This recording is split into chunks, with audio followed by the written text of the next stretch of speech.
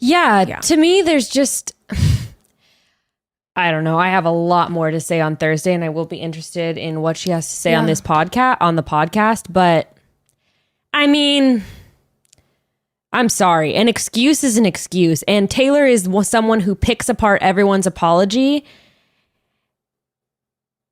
And has also, like, oh my God, there's just so much to unpack. Like, something that just comes to mind for me is like how, you know, everyone's been really vocal about how, like, it doesn't matter if it was done in 2018 or 2021 in light of the whole Rachel conversation with Chris Harrison. And then the first lines in Taylor's apology is like, my tweets from 10 years ago. Really? Yeah. Like, so much of Taylor's apology and so much of her written statements are like almost like taken out of the textbooks that she's written on how not to make an apology. So in that, to me, there is so much arrogance of Taylor thinking that she doesn't have to follow the rules that she has explained and set out.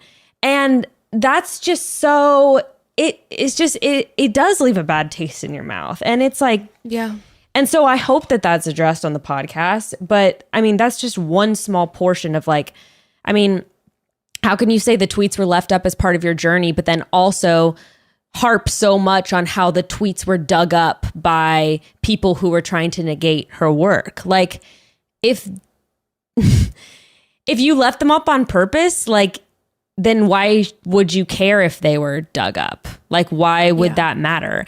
And not to mention, even if you didn't leave them up on purpose, which, by the way, that's bullshit, because Taylor admitted she didn't even remember all the other tweets that she did, because initially she only addressed the tweets that she only made an apology to the BIPOC community, and then was like, oh wait, I didn't remember all these tweets that I tweeted about fat people, ugly people, like you know, everything else under the sun. A lot of anti-Semitism as well. Oh, I didn't even see that. Like, yeah, it was really bad. There was, also I do want to include sexual assault. Oh my God, survivors. That was no.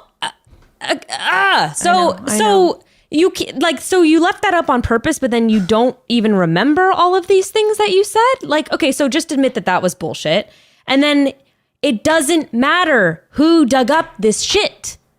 Why are you focusing on who dug it up? What matters is that you said horrible, hateful, disgusting, vile, cruel things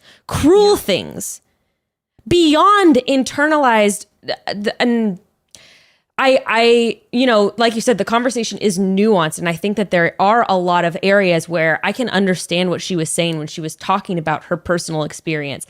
But cruelty to people, just saying how these people are disgusting and ugly and embarrassing for their rolling backpacks and all this stuff, that is just plain mean, awful. Like just like cruel is the word that keeps coming to mind. And I just want to hear a fucking apology. And I think that's how most people felt. And like I said, as someone who has been the, kind of like the apology gatekeeper, and has made a lot of great points, like you said, a lot of great points about other people's apology. Hold yourself to the same accountability. It's just no, I completely